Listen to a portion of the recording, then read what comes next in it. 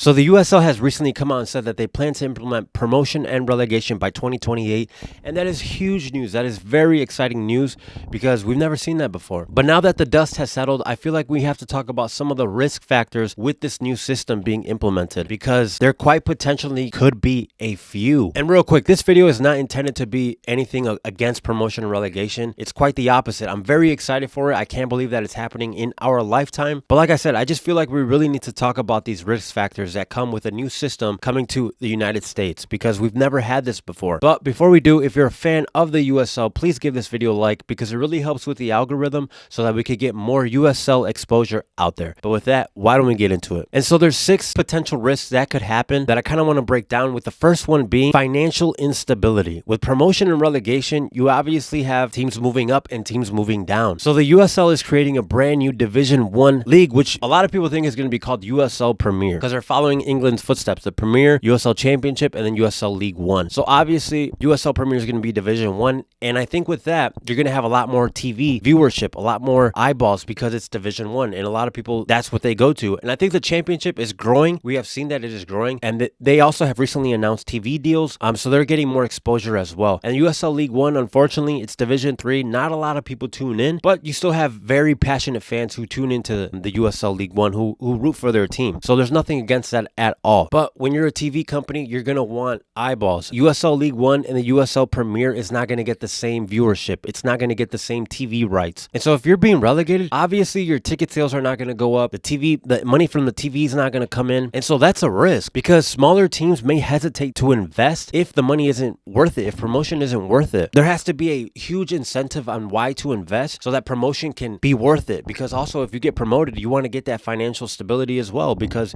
you're moving up, you're investing, but you need a return on your investment. So there is a big risk there. A second risk factor could be stadium and infrastructure stability. So right now there are many clubs who don't qualify to be a Division 1 status team because you need a 15,000 seat stadium. So what's going to happen there when teams move up and you don't qualify for the Division 1? I mean, I don't understand what's going to happen there. I don't know what the league is going to do. I don't know if US soccer is going to look the other way or what. But let's say they stick to that. You need to have 15,000 if you want to move up. So are teams going to have to invest in their stadium? Are teams going to have to put in millions of dollars? And if you're from a League 1, let's say you make it all the way to Premier and you've been a smaller market your entire existence, and now you have to put in that money. Let's say you get promoted, you put in that money, and then you get relegated. What's going to happen there? All that money, who's going to pay for it? Because now you have a huge expense. You have millions of dollars that you had to put in, and now you're being relegated, so you're losing TV deals, sponsorships, potentially ticket sales, potentially. So all of these things come into effect, and so the stability of the stadium, I don't know what's going to happen. I mean, I really don't see how teams can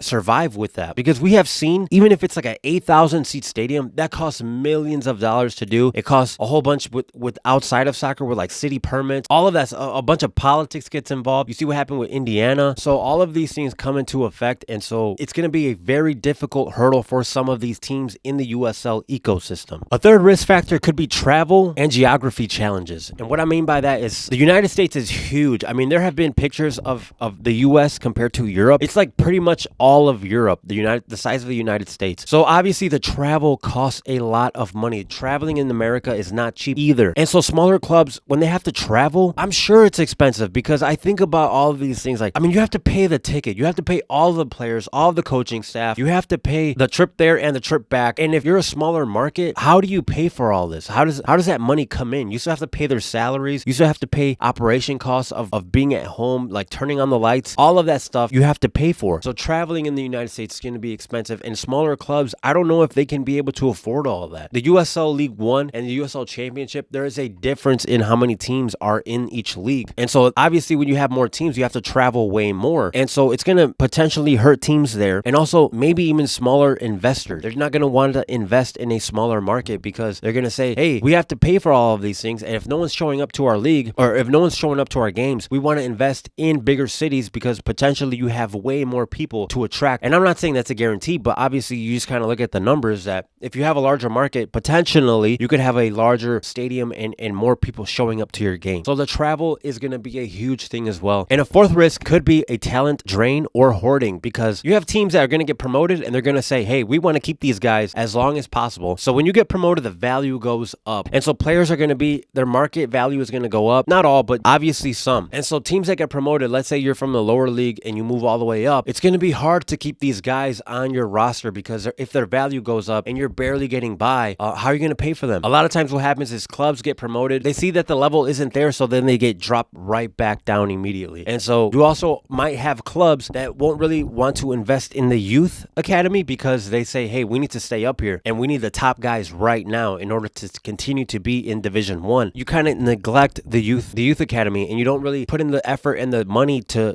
develop young talent. And so we've seen that happen all over the world. You have teams like Barcelona, Real Madrid. Those teams, they're not youth development teams. You never thought of that. And then once their financial troubles came, they started saying, yeah, we care about the youth and all that. But everybody knows that Barcelona, Real Madrid, they would get the big guys. They would always get the well-established players. They would pay them high value prices and they would keep them there. So unfortunately, the youth academy will suffer because of this in some teams. I'm not saying all, but it definitely takes a hit because you have to look at your priorities. What's more important? Staying up top, being a well-known world-class team, or developing. And so a lot of teams have that budget and they look at where their money should be spent. And a fifth risk factor that could happen with the implementation of promotion and relegation is ownership uncertainty and exit risk. And what I mean by that is, so when owners invest in soccer in a USL club, they're going to want stability. Who doesn't want that? You're going to want that stability. You're going to want that money to come in. You're going to want to always be a top class, a top club. But unfortunately, with promotion and relegation, you have the risk of losing that. And if you're going up and down,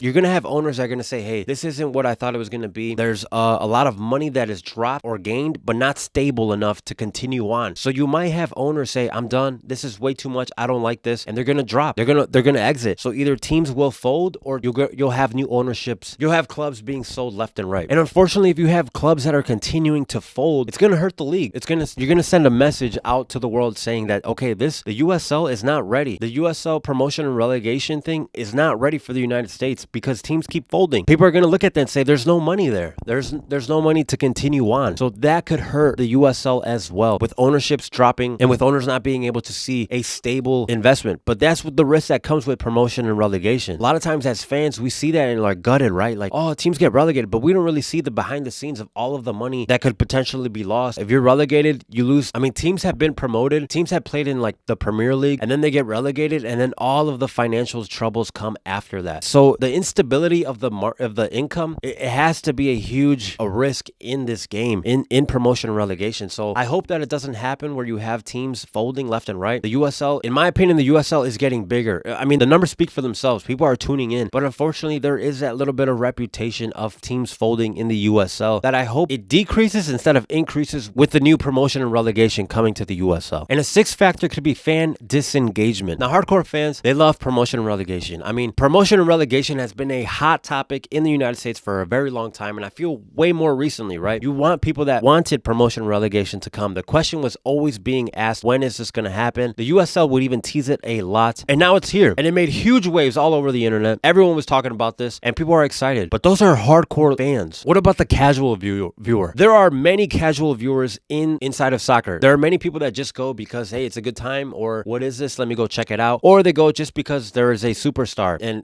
he's trending on the internet. That is why people go. So what happens if a team gets relegated and people are like, well, I'm not a big soccer fan to begin with. I'm not somebody that cares or puts in the effort. If they're not playing in Division 1, I'm not going to watch it because it's not real or the talent isn't there. So if you aren't selling tickets, money's not coming in. That's also a big thing, right? So is there enough fans in the local markets to say, yeah, I'm tuning in no matter what division my team is in? If they're in third tier, I'm watching. I'm going to those games. If they're in the second or they're in the first, I'm going to watch those games. And unfortunately, we see that now. USL League 1 clubs, they're way smaller markets. They're way smaller fans. And so I wonder if a team that starts off in Division 1 and gets to USL League 1, what's going to happen? Are the fans going to leave? Are they going to be like, okay, this isn't for me? Are they not going to be loyal enough to stay and stick around? And so what's going to happen there if the money isn't coming in? Like I said, a lot of this is money. But if it isn't coming in, how are teams going to sustain themselves? How are you going to go from a Division 1 all the way to League 1 and say, yeah, we can continue on? There have been many clubs who have gotten relegated and all of the financial troubles happen. That's a worry that I have with this promotion and relegation coming in. So these risks don't mean that promotion and relegation is a bad idea. It doesn't mean that at all. It just means that there is a lot to this. That promotion and relegation just coming in and being the savior of soccer in the United States, it's not like that. You have to do the right planning. The financial support has to be there. And I think the USL is doing the right steps. I mean, they're getting getting TV deals right now as Division 2, and they don't even have the Division 1 status yet. Promotion and relegation isn't even here yet. So they're already getting those TV deals. So